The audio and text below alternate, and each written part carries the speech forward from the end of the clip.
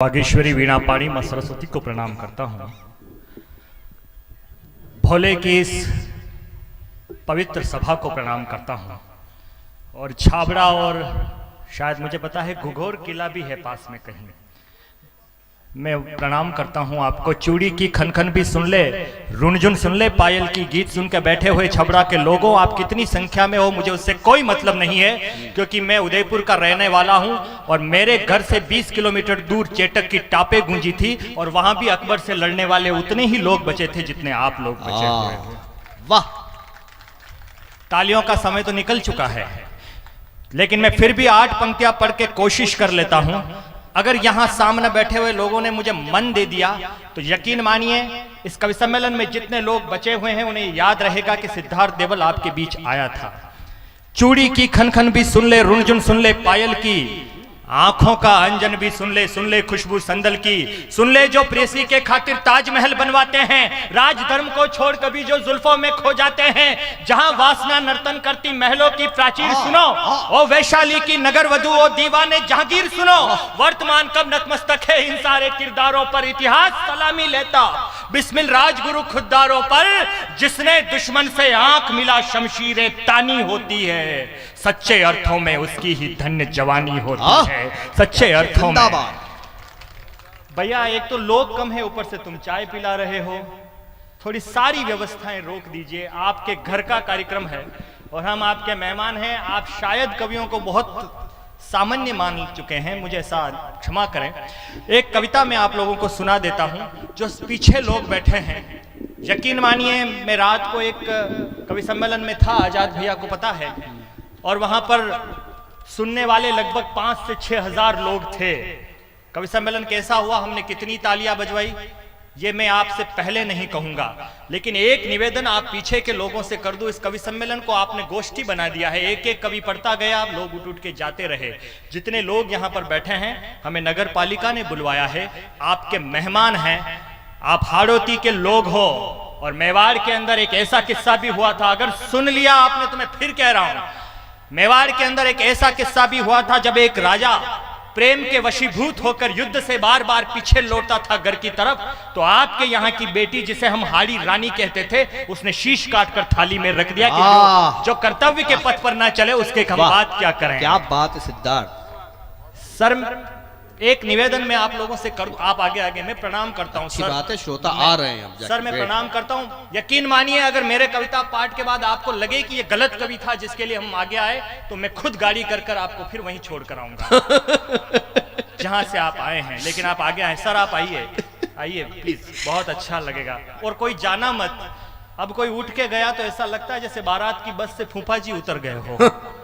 आप बैठे रहिएगा। सर एक निवेदन, मैं सर चेयरमैन साहब आपको क्या कहूं, आपके नाम के पीछे बोस लगा है और पूरी रात हमने आपकी बोसगिरी देखी भी है। जब चाहा जिसको जैसा चाहा। पूर्व चेयरमैन साहब एक सिंघवी साहब हैं, कौन है सर जी सिंघवी साहब, यहाँ है क्या कोई? ठीक है, नहीं कोई बात नहीं, पधारे तो कोई बात नहीं, पधारे हुए भी कौन से रुक गए, वो भी तो गए, नहीं पधारे तो। एक निवेदन मैं आप लोगों से कर देता हूं with request, with due respect, कि प्लीज आप बैठ लिए सामने उधर और आपने खूब अच्छा कवियों को सुन लिया। हम 2 कवि शेष बचे हैं, अगर आपका मन करे आप यहां बैठने से छोटे नहीं हो जाएंगे, बहुत बड़े हो सकते हैं। अगर आप सामने सारे लोग यहां सामने आ जाएंगे, मैं इस कवि सम्मेलन का स्वरूप भी बदल सकता हूं। तालियां बजाइए आप लोग इनके लिए। तुम लोग भी आगे आ जाओ प्लीज, निवेदन है मेरा। ये स्क्रीन बंद कर दो भाई, ये स्क्रीन बंद कर दो। कोई बात नहीं, घर चले जाए तो चले जाए, लेकिन रुक गए तो उनको बताएंगे हम किस देश में क्या क्या होता है और कैसे कैसे होता है। मेरे बाप, वाह वाह, अद्भुत। अरे सिद्धार्थ भाई अद्भुत कर दिया, वाह। आ जाइए सर, आ जाइए। सम्मेलन को जीवित कर दिया, वाह। अरे वाह वाह वाह, क्या जादूगरी है, वाह।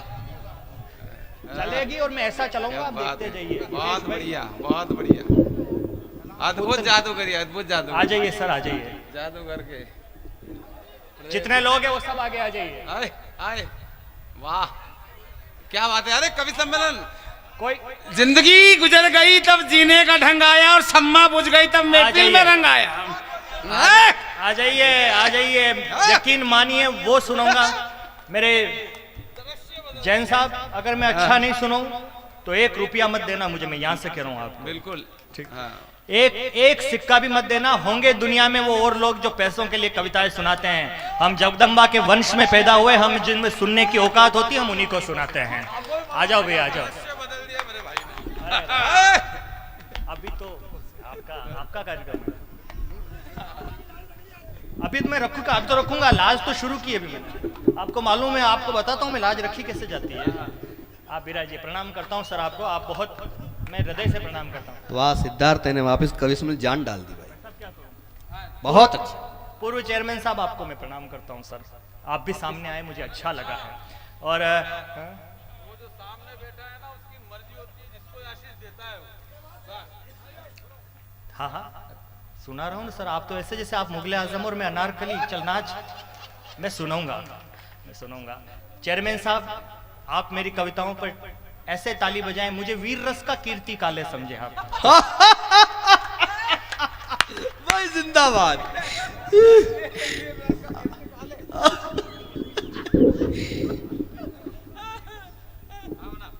मैं आपको कुछ समय के लिए यहाँ पर हूँ और मेरे दोस्तों, हेमराज का सर काट के ले गई पाकिस्तान की सेना। समय कम है आप लोगों के पास, और मैंने फिर कहा कि मैं वागीश्वरी का बेटा हूं। मैं ना बीजेपी का एक शब्द कहता हूं, ना कांग्रेस का एक शब्द कहता हूं। जगदम्बा करनी के वंश में मेरा जन्म हुआ है और सरस्वती का पूजन करके जो कविताएं सुनने वाले लोग हैं उनको हम कविताएं सुनाते, वरना हम किसी को कविताएं नहीं सुनाते, भले कोई भी स्थिति हो जाए। कैमरामैन तू भी बैठ जाना, तूने इतने फोटो खींचे हैं कि तेरे साथ बहुत बड़ा हो सकता है जीवन में कुछ। साउंड और कैमरामैन दोनों अच्छे, सब बैठ जाओ, कोई मतलब नहीं, हम कविताएं करते हैं। हेमराज का सर काट के ले गई पाकिस्तान की सेना। जब उसका शव गांव में आया तो उसकी बुआ कहीं दूर खड़ी रो रही थी। बड़ा गजब का किस्सा है जो हमारे शांति भाई साहब सुनाते हैं, बड़ा कमाल का किस्सा है। बुआ दूर खड़ी रो रही थी, पत्रकार गया बुआ के पास और बड़े व्यंग्यात्मक तरीके से उनसे पूछा कि बताओ, तुम्हारे भतीजे का सर काट के ले गई पाकिस्तान की सेना, तुम्हें कैसा लग रहा है, क्यों ले गई होगी वो सेना? आंसू पोंछ कर जवाब दिया हिंदुस्तान की वीरांगना ने। अकेली हिंदुस्तान की महिला है जो जवाब दे सकती है। आप कवि सम्मेलन शुरू करेंगे मुझे पता है। आंसू पोंछ कर उस वीरांगना ने कहा कि मैं जानती हूं मेरे भतीजे का सर काट के ले गई पाकिस्तान की सेना, लेकिन वो इसलिए ले गई ताकि अपनी बदतमीज और कायर फौज को ये बता सके कि ये हिंदुस्तान के सैनिक का सर है जो कट तो सकता है पर झुक नहीं सकता। क्या बात है, वाह सिद्धार्थ, बहुत अच्छा। पहली कविता शुरू करता हूं, बिल्कुल नहीं भाई साहब, मंच के लिए दिनेश बहुत अच्छी कविता सुनिएगा भाई साहब, निशु भाई सुनिएगा, आपका आयोजन है। एक सैनिक की विधवा एक नेता के घर पे गई, एक गाली नहीं है, जहां गाली दूं रोक देना, आपने बहुत सामने बैठकर अच्छे से सुना है, लेकिन अगर सच कह दिया हो तो बताइएगा। पेट्रोल पंप देकर, हॉस्पिटल स्कूलों के नाम रखकर, 15,000 की तनख्वाहें लेकर सरहदों पर खड़े हमारे सैनिकों पर राजनीति एहसान जताती है, तब कविता का बेटा यहां से खड़ा होकर पहली कविता आता है। मैं निवेदन करता हूं, सुनिएगा बच्चों, सुनिएगा मेरे दोस्तों, मेरे नौजवानों सुनिएगा। कई बार इस हिंदुस्तान में लोग कहते हैं कि सेना तो बदतमीज है, इसको जम्मू कश्मीर के अंदर से हटा लेनी चाहिए। उस समय मैंने 8 पंक्तियां कही थी। मैं इस कविता की भूमिका में अपनी 8 पंक्तियां पढ़ता हूं। 8वीं पंक्ति पर यह सदन अगर आकाश में हाथ गड़गड़ा देगा तो जितनी देर रुका एक शब्द भी आपसे भीख नहीं मांगूंगा, बस आपका और मेरा रिश्ता जुड़ता जाएगा। जो कहते हैं कि जनमत संग्रह करवाओ जम्मू कश्मीर के अंदर, कल जनमत करवाओगे गंगा के पावन पानी पर। किस बात पर जनमत होगा इस देश पर? सुनिएगा, ऐसे लोगों पर तमाचा पड़ना चाहिए। छबड़ा का यह हाड़ौती की गर्म जमीन है, चंबल का पानी पीकर बड़े हुए हैं आप लोग। और यहीं पर एक वीर रस का सबसे बड़ा कवि इन दिनों पूरी दुनिया में एक नाम जो पिछले 40 सालों से ये हाड़ौती देती है, उसका नाम है जगदीश सोलंकी जी। मैं उनकी धरती पर खड़ा हूं, निवेदन करता हूं, सुनिएगा।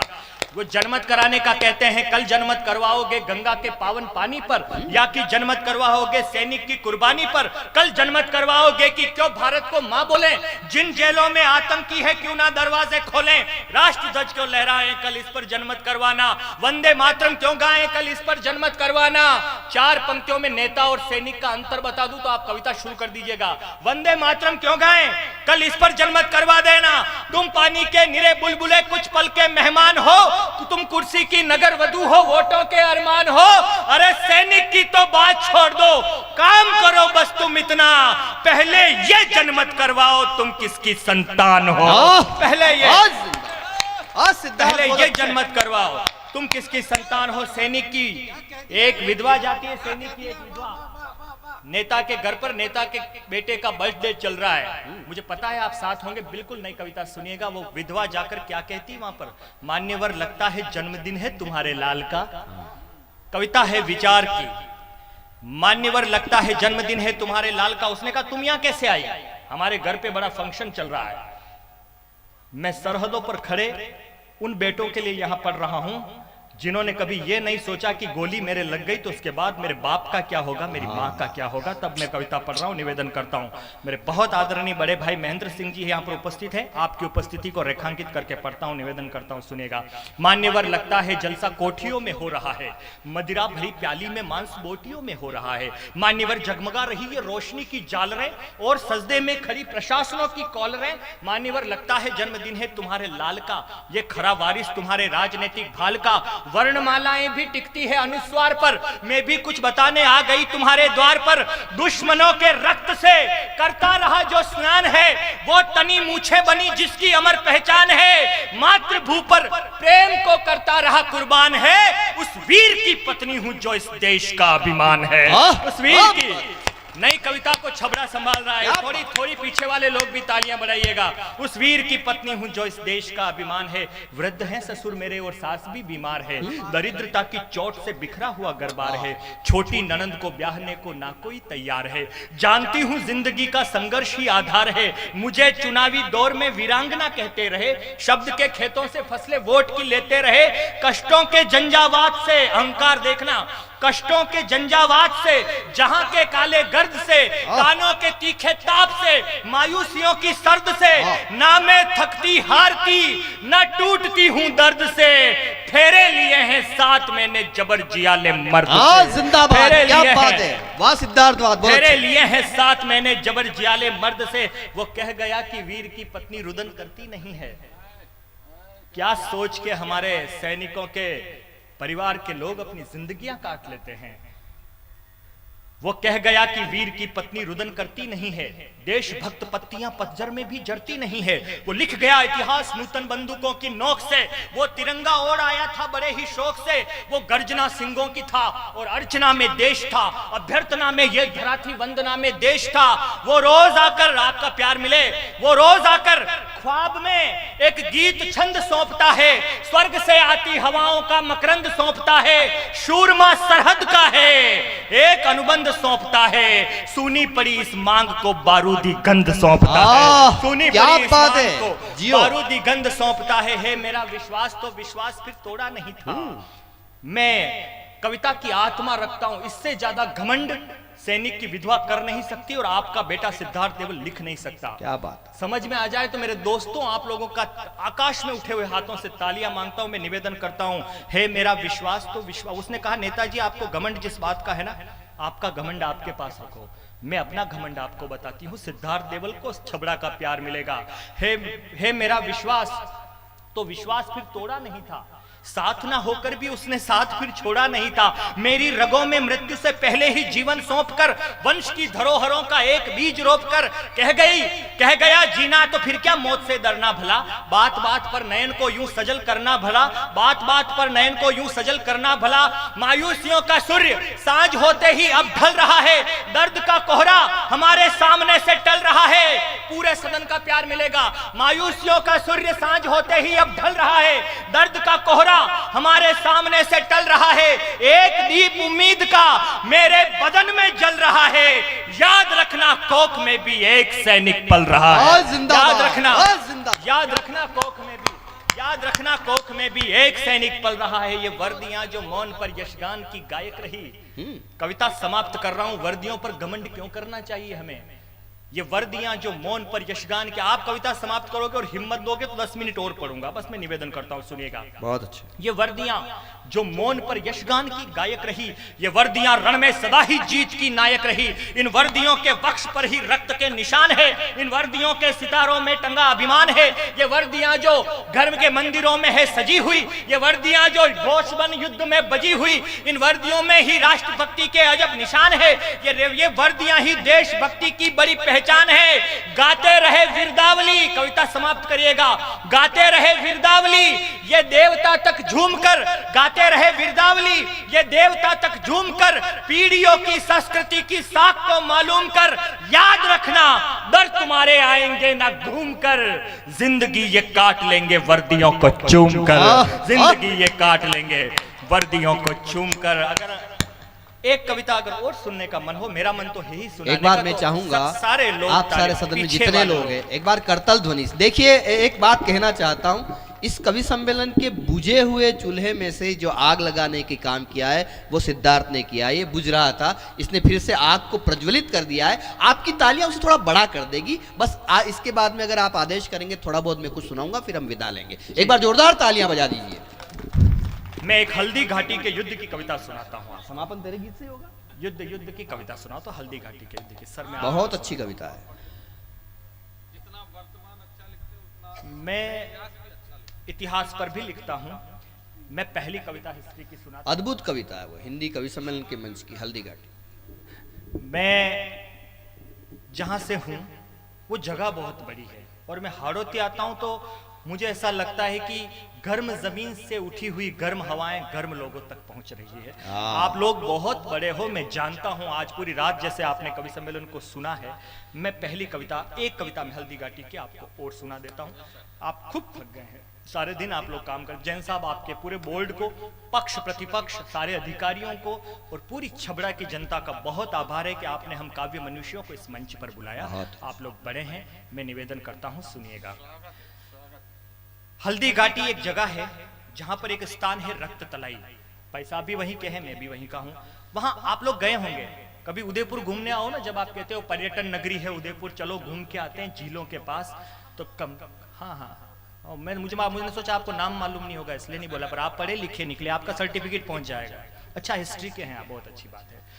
तो वो जो रक्त तलाई, वो जो हल्दी घाटी खमनौर पंचायत समिति का छोटा सा गांव है, वहां पर युद्ध हुआ। एक तरफ उस समय की सर्वाधिक बदतमीज, घमंडी और पूरी दुनिया को अपने कदमों पर रख लेने का अहंकार पालने वाले उस जलालुद्दीन अकबर की सेना थी मान सिंह के नेतृत्व में, और दूसरी तरफ हमारा एक राजा था जिसके पास क्या थे, कुछ आदिवासी, एक जैन, एक राजपूत, एक मुसलमान। और उनसे कहा कि अगर औकात है तो आकर हमारे हिंदुआ सूरज की ताप को कम करके बताओ, तब तुम्हें मानेंगे कि तुम्हारे पास दिल्ली है। राजस्थानी होने का अहंकार बताता हूं मैं आपको। वर्ल्ड ट्रेड सेंटर में एक हवाई जहाज घुसा था। आज भी वहां की विधवाएं रोज रात को वहां खड़ी रहती, पता नहीं हमारे वाला कौन सा नजर आ जाए, चांद तारा कुछ बनकर। यह है अमेरिका की औकात। लेकिन इस छबड़ा के किसी चौराहे पर एक ट्रैक्टर में 4 मजदूर मजदूरी करने जाए, ट्रैक्टर की ट्रॉली पलट जाए, 2 मजदूर घायल हो जाए, उसके बाद भी बचे हुए 2 मजदूर मजदूरी करने जाते हैं। इस जिंदा दिली का नाम राजस्थान है। क्या बात है। जो नित आतंकवाद की डोरी पर शीश नवाते हैं, जो उपनिवेश के जनक रहे वो गीत शांति के गाते हैं, जो दुनिया भर में भारत को कायर कहते गुम रहे, जो उग्रवाद की शरणस्थली अफगानी चौखट चूम रहे। लड़ी लड़ाई हमने मुगलों और गोरों के झंडों से, भारतवासी नहीं डरते हैं षड्यंत्रों हथकंडों से।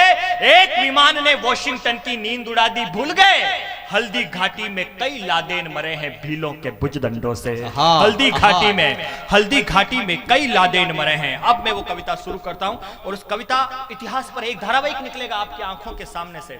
जैसे आप सीरियल देखते हैं, एक सीरियल है बहुत 1.5-2 मिनट का, लेकिन उस सीरियल को अगर आपने दिल से देख लिया मेरे दोस्तों, तो राजस्थानी होने का घमंड आपके चेहरे से मुझे दिख जाएगा। मैं शुरू करता हूं, निवेदन करता हूं कि जिस मिट्टी से सौंधी खुशबू, कैसा युद्ध था।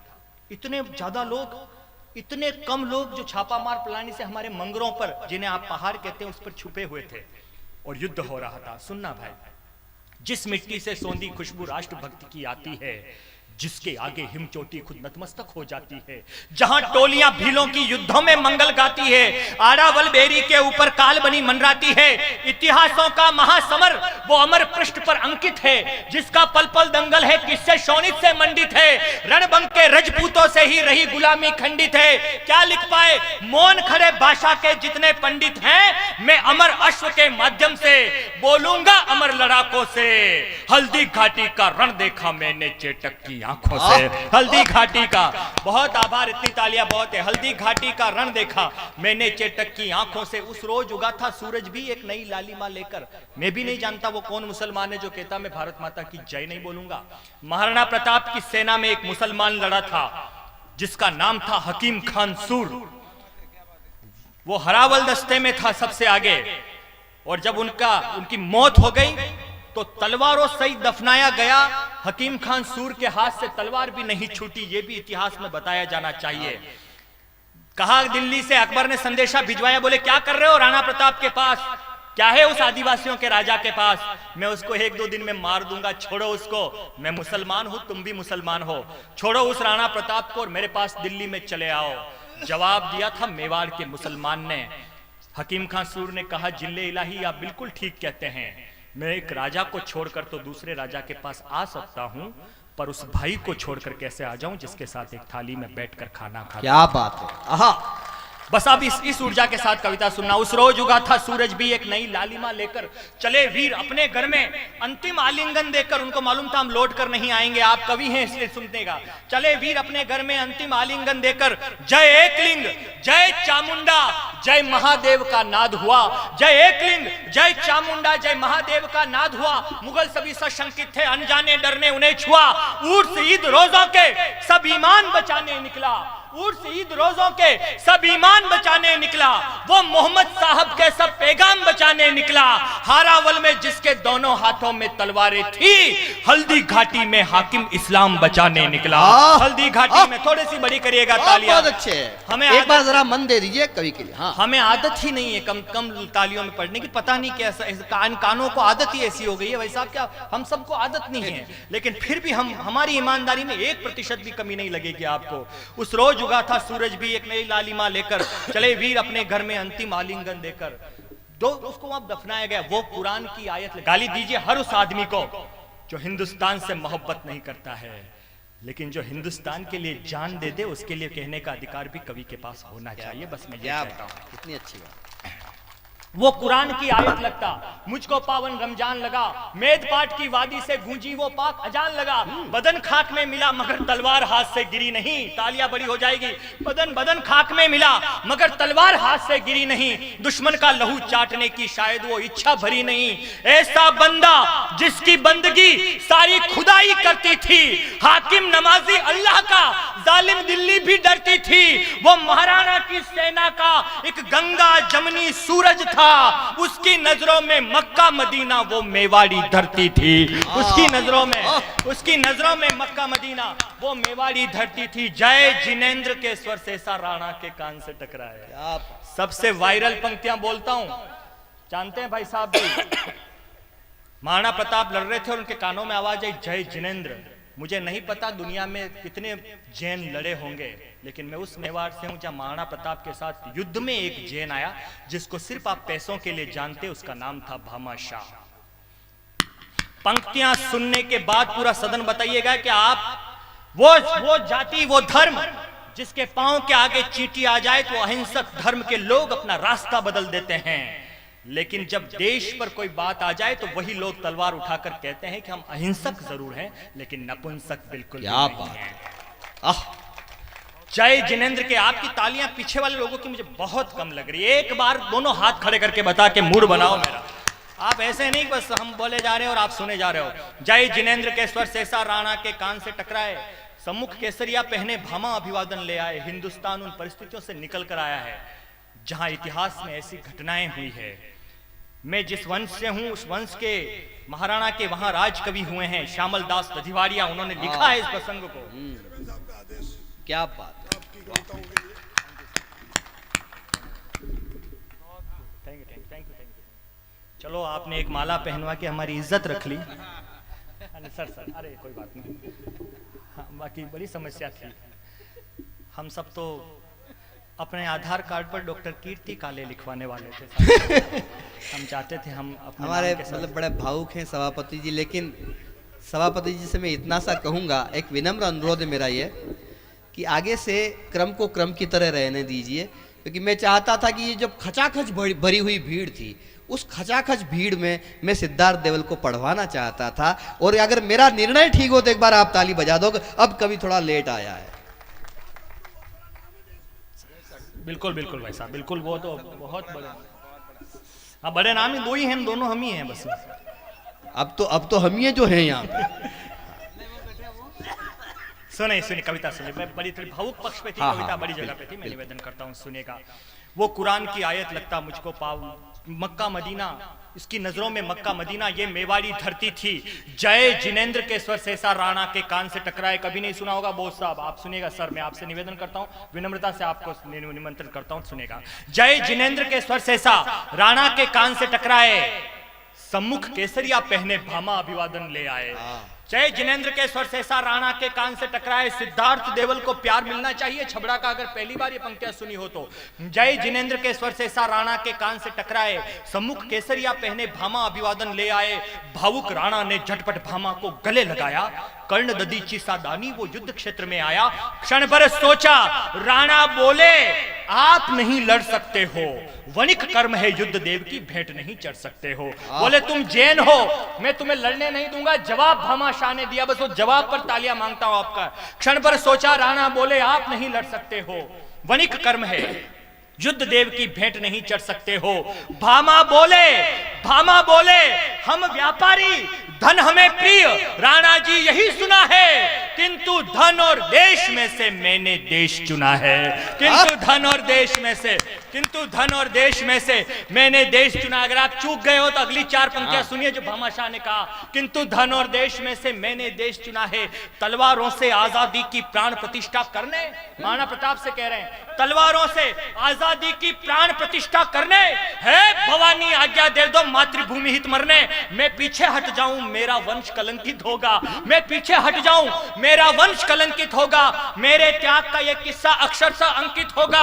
मैं साफे में महामंत्र वो नमोंकार ले आया हूं, सारे तीर्थंकर नाज करेंगे महावीर का जाया हूं। अरे जैन अहिंसक होते हैं पर राष्ट्र भक्त बतलाऊंगा। ओम नमो अरिहंताणम हल्दी घाटी में गाऊंगा।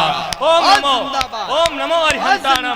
क्या बात, वाह सिद्धार्थ। ओम नमो अरिहंताणम हल्दी घाटी में गाऊंगा। ओम आ जाइए सर।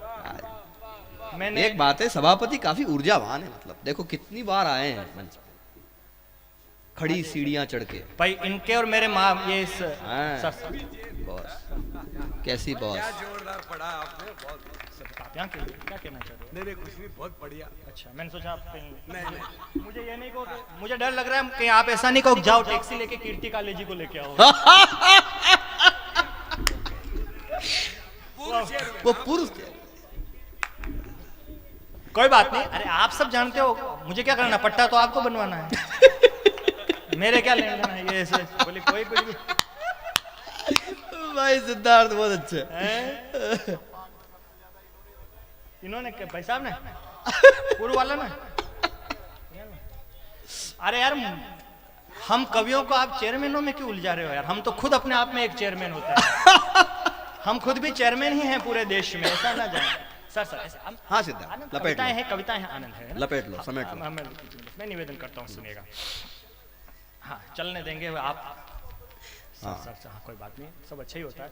तो हाँ तो मैं पीछे हट जाऊं मेरा वंश कलंकित होगा, मेरे त्याग का ये किस्सा अक्षरशः अंकित होगा। मैं साफे में महामंत्र वो नमोंकार ले आया हूं, सारे तीर्थंकर नाज करेंगे महावीर का जाया हूं। अरे जैन अहिंसक होते हैं पर राष्ट्र भक्त बतलाऊंगा। ओम नमो अरिहंताणम हल्दी घाटी में गाऊंगा। जब महाराणा प्रताप चारों तरफ से दुश्मनों से गिर गए, हमारे वहां एक जगह है बड़ी सादड़ी, वहां के राजा थे जाला मान सिंह, जिन्हें जाला मन्ना कहा जाता है। उनकी शक्ल मिलती थी महाराणा प्रताप से। झाला मन्ना ने महाराणा प्रताप से कहा कि आप ऐसा करिए, ये मुकुट मुझे दे दीजिए। सर प्लीज बैठ जाइए जल्दी से, है ना, मैं समय का थोड़ा ध्यान रखना है मुझे, बस आप भी राज जाइए प्लीज, रिक्वेस्ट करता हूँ मैं आपसे। कोई बात नहीं है, आप आए ही अभी है तो इसमें मैं क्या 15-20 मिनट इस कवि सम्मेलन को और दे दीजिए। हाँ थोड़ा सा समय आप और दीजिए, ज्यादा हम कुछ नहीं लेंगे आपसे। तो झाला मन्ना को लगा कि मेरा चेहरा प्रताप से मिलता है, तो उन्होंने महाराणा प्रताप से कहा आप अपना मुकुट मुझे दे दो, ये मुगल सेना मुझे यहाँ पर महाराणा प्रताप समझेगी, मैं यहाँ काम आ जाऊंगा, आप बच जाओगे, इस देश के हिंदुत्व का और आजादी को आप बचा लोगे। मैं एक मार्मिक प्रसंग कह रहा हूं आपके बीच में। मजा आ जाए, इतिहास पर गर्व हो जाए तो उस गर्व को पहुंचाना। आप भी थके हुए, हम भी थके हुए। जब राणा को बहुसंख्यक अरिदल से गिरते पाया तो सरदार सादड़ी वाला विद्युत वेग से आया। मुकुट मुझे दो, मुकुट मांग रहे महाराणा प्रताप से, मुकुट मुझे दो, किसी हाल में तुमको यहां बचाना है। मैं राणा जी सा दिखता हूं, ये दुश्मन को भरमाना है। कहा प्रताप ने, वही कह सकते हैं महाराणा प्रताप। उनकी जगह कोई दूसरा राजा होता तो कहता हाँ ले ले मुकुट और तू मर जा, मुझे रहने दे, मुझे तो वापस चुनाव भी तो लड़ना है। लेकिन वो महाराणा प्रताप थे। मैं अहंकार से कह रहा हूं, आप अपने अहंकार को पहुंचाइएगा। मुकुट मुझे दो, किसी हाल में तुमको यहां बचाना है। मैं राणा जी सा दिखता हूं, ये दुश्मन को भरमाना है। कहा प्रताप ने, प्रिय सुनो, ये अनर्थ नहीं कर पाऊंगा। कहा प्रताप ने, प्रिय सुनो, ये अनर्थ नहीं कर पाऊंगा। इस युद्ध क्षेत्र में एक शहादत व्यर्थ नहीं कर पाऊंगा, नेताओं का प्यार मिलेगा। कहा प्रताप ने, प्रिय सुनो, ये अनर्थ नहीं कर पाऊंगा। इस युद्ध क्षेत्र में एक शहादत व्यर्थ नहीं कर पाऊंगा। दिल्ली दिल्ली तंज कसेगी मुझ पर, दिल्ली तंज कसेगी मुझ पर, हमको भरमाया छला गया। वो राजा भी क्या राजा है जो बीच युद्ध में चला गया। वो राजा भी क्या राजा है जो बीच युद्ध में चला गया। तो अंतिम 8 पंक्तियों से कविता समाप्त करता हूं। वो राजा भी क्या राजा है जो बीच युद्ध में चला गया। तो झालामान ने कहा कि जो बनास की कलकल गाए वो गुणगान बना दो। 4 पंक्तियां शिव के चरणों में निवेदन करता हूं। जो बनास की कलकल गाए वो गुणगान। हमारे यहाँ मेवाड़ में शिवी राजा है, एकलिंग वहां हमारे राजा है, और जो राजा है वो वहां के दीवान है। हमारा तो राजा ही महादेव है। तब निवेदन करता हूं, सुनेगा। जब मुकुट देने से मना कर दिया प्रताप ने, तो मुकुट मांगने का तरीका देखेगा।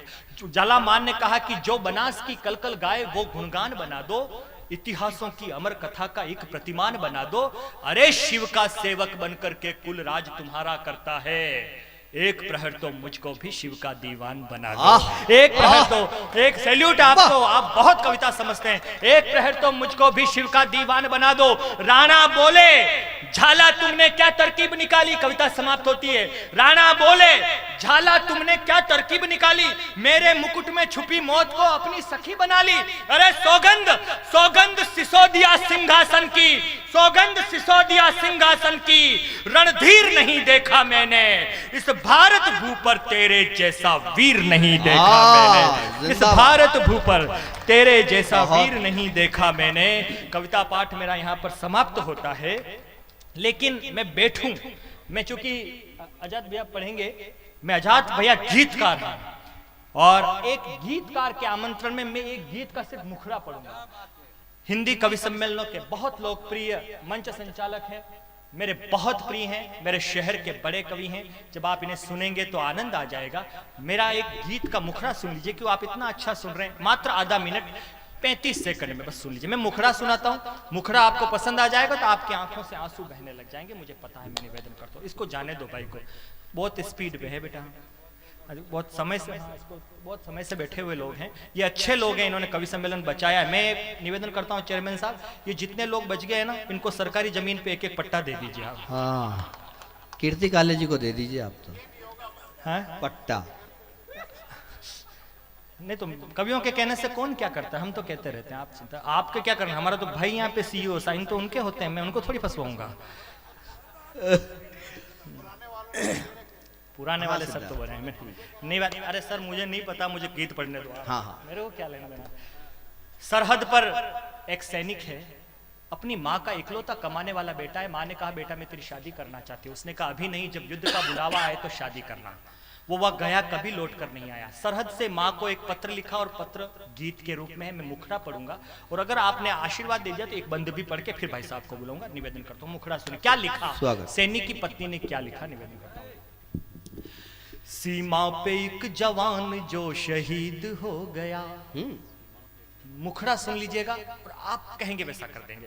और फिर भाई साहब की जितनी अच्छी भूमि मुझसे कमा ली है आप, तो मजा आएगा। क्या कहती है सरहद पर से सैनिक अपनी माँ को पत्र लिखता है। बस आंख कहीं गीला हो तो उसे हो जाने दीजिएगा। ये कविता की जीत होती है। निवेदन करता हूं। निशा मुनि गौड़ भैया आपको बहुत प्रणाम है। इस हाड़ोती के अंदर अगर सलीके से कवि सम्मेलन कर लेने की तासीर इनमें इसलिए है क्योंकि इनके अंदर जो खून बहता है वो दाबाई दुर्गादान सिंह गौड़ का खून बहता है, जिन्होंने गोरी गोरी गजबन बनी ठणी या कोई सा भी गीत लो जिनको लंगा और बड़े बड़े मांगन यार विदेशों में गा रहे हैं, वो आपकी मिट्टी ने लिखा है, वही लिख सकते हैं। वो घर पे होंगे, हमारा प्रणाम पहुंचे, वो तो आपको वो उसमें मैं कुछ नहीं कर सकता है। कभी भी सुनो आप, मैं निवेदन करता हूँ सर सर। हाँ हाँ सर, कोई बात नहीं, आते ही हैं वो तो आएंगे, उनको तो बुलाना ही पड़ेगा आपको। क्या लिखती है, क्या कहती है सरहद से सैनिक अपनी माँ को?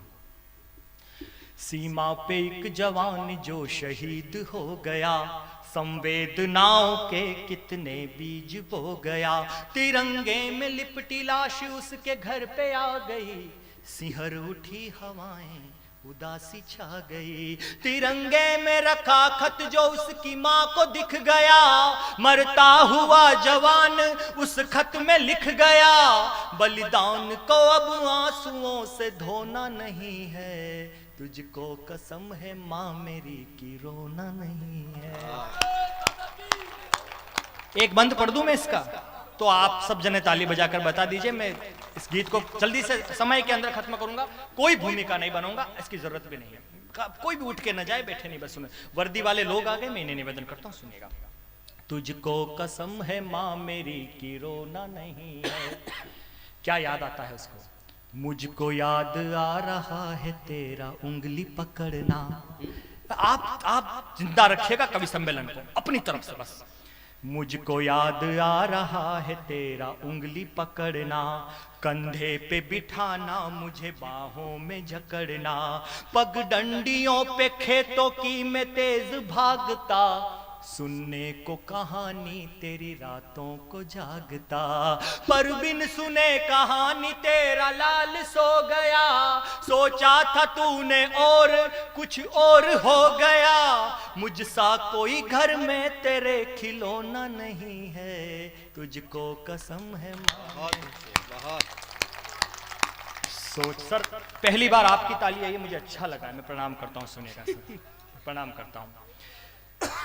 सोचा था तूने अपने लिए बहू लाएगी, सोचा था तूने अपने लिए बहू लाएगी, पोते को अपने हाथ से झूला झुलाएगी, तुतलाती बोली पोते की सुन न सकी माँ, आंचल में अपने कलियां तू चुन न सकी माँ, न रंगोली बनी घर में न घोड़े पे मैं चढ़ा, पतंग पे सवार हो उस लोक चल पड़ा, वह माँ तेरे आंचल का तो बिछोना नहीं है, तुझको कसम है माँ मेरी की रोना नहीं है, बहना से कहना राखी पे याद ना करे, बहना से कहना राखी पे याद ना करे, किस्मत को न कोसे कोई फरियाद ना करे, अब कौन उसे चोटी पकड़ कर चिढ़ाएगा,